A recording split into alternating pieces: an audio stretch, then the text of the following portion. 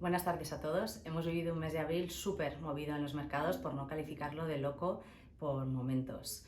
La verdad es que se han vuelto a alinear los astros y hemos visto a los dos activos principales, renta fija y renta variable, cerrar con rentabilidades negativas en el mes. La verdad es que los mercados habían aguantado razonablemente bien en el primer trimestre, sin embargo, pues hemos visto un cierto incremento del nerviosismo en el mes de abril, provocado sobre todo por la incertidumbre sobre lo que van a hacer los bancos centrales. Sigue coleando, por supuesto, el impacto de la guerra de Ucrania. El mercado también teme que se pueda llegar a enquistar la situación y que incluso podamos ver en algún momento problemas con el suministro de energía. Empezando por repasar cómo lo han hecho los distintos mercados, pues hemos visto la renta variable caer alrededor de un 7% en el mes, cuando hablamos del índice mundial, pero hemos visto unas enormes diferencias tanto a nivel geográfico como a nivel sectorial. Europa, que había estado mucho más penalizada en el primer trimestre por el impacto de la guerra, lo ha hecho razonablemente bien en el mes de abril y cierra con pérdidas cercanas al 2%. Estados Unidos, sin embargo, que había aguantado algo mejor desde el impacto de la guerra, ha tenido un mes de abril bastante malo. El S&P 500 se deja alrededor del 9% en el mes, un castigo brutal para la tecnología. Para el Nasdaq se deja más de un 13% en el mes y le deja ya en el año con pérdidas bastante superiores al 20%. En el cómputo del año se han igualado un poco las cosas. El mundo pierde un 12%, Europa pierde alrededor de un 12%, Estados Unidos pierde alrededor del 13%. Lo que ocurre es que hemos visto también muchísimo movimiento en el mercado de divisas. El dólar se sigue apreciando fuertemente, lo cual nos viene fenomenal a nosotros para nuestras carteras, y eso hace que se moderen bastante las pérdidas para la bolsa americana una vez que las pasamos a euros. A nivel sectorial, diferencias amplísimas también. Solamente se salvan del chaparrón en el mes de abril dos sectores, que son el de la energía y el del consumo defensivo. En el cómputo del año, muchísimas diferencias también. Ganador absoluto el sector de la energía, con ganancias que se acercan ya al 40% en el año. Perdedor absoluto el sector de la tecnología, que después del horroroso mes de abril se queda con pérdidas cercanas o incluso superiores al 20% en el año. Fíjense la diferencia tan brutal que hay entre el ganador y el perdedor. Hablamos de diferencias de rentabilidad de más de un 60%, con lo cual el castigo desde el punto de vista de dispersión sectorial sigue siendo bastante amplio. De todas maneras, en el mercado de renta variable las cosas son razonablemente entendibles y están apoyadas para ser constructivos por una fortaleza tremenda todavía en los resultados empresariales. Estamos conviviendo con la temporada de publicación de resultados en Estados Unidos, va muy avanzada, han publicado más del 70% de las compañías, muchísimas sorpresas positivas. Se esperaba un incremento de los beneficios del 5%, vamos ya por un incremento de los beneficios del 8%, con lo cual el mundo corporativo sigue gozando de muy buena salud.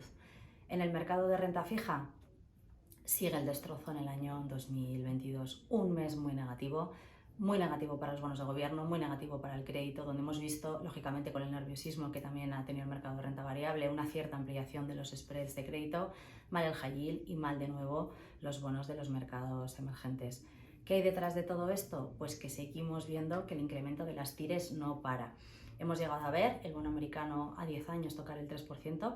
En Europa hemos visto el bono alemán en la zona del 1% y el bono español a 10 años también está ya por encima del 2%.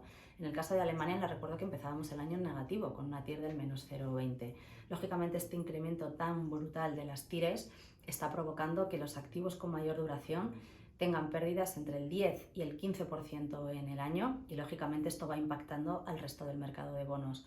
El crédito, el high yield y los bonos emergentes, donde además también cotiza el spread de crédito, pues estamos hablando de rentabilidades que en algunos casos se acercan a pérdidas del 20%, con lo cual un año muy malo para los inversores de renta fija, que ahonda incluso en el mal comportamiento que este activo tuvo en el año anterior.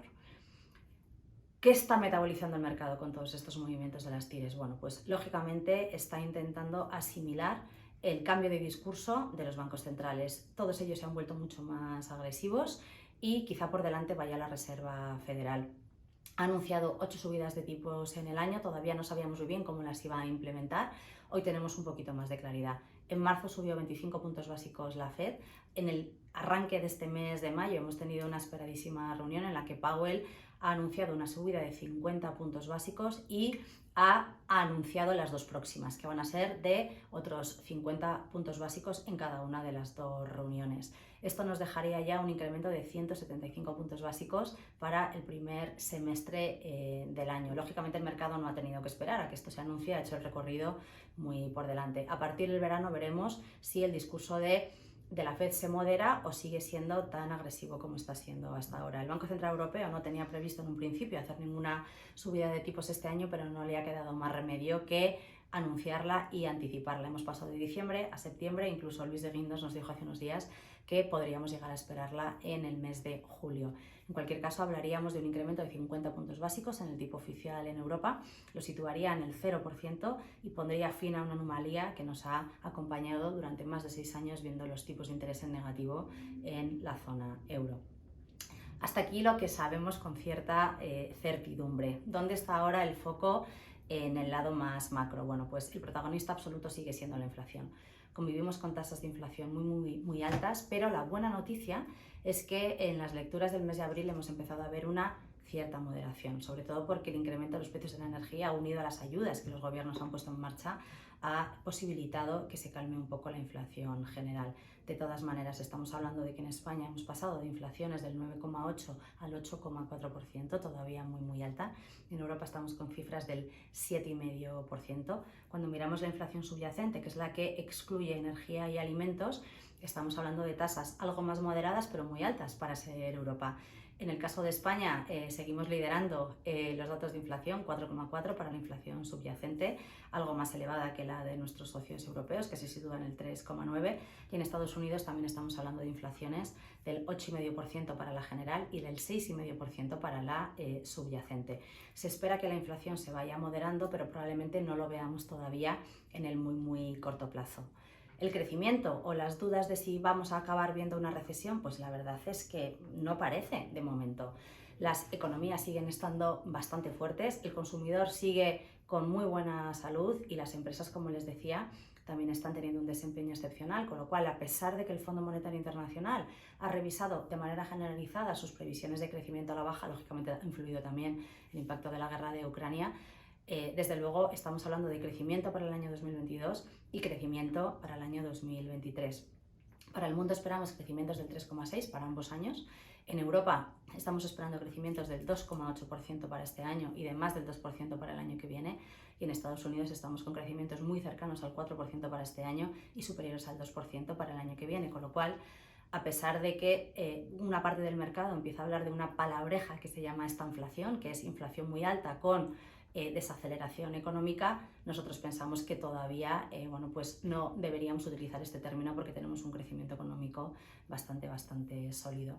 Terminando ya con el repaso a nuestros fondos y carteras, bueno, pues hemos tenido un mes de abril en el que no hemos sido capaces de eludir las pérdidas, pero seguimos estando bastante satisfechos con el comportamiento de las carteras, sobre todo porque estamos gestionando muy bien la parte de renta fija, donde estamos siendo capaces de contener lo mal que lo está haciendo el mercado. Hemos tenido muchísimo dólar en la cartera, que nos ha permitido también pues moderar mucho las pérdidas, tener una cobertura muy importante, y en general nuestra cartera de renta variable está muy balanceada y no tenemos un altísimo componente growth, que es lo que más está sufriendo en el año.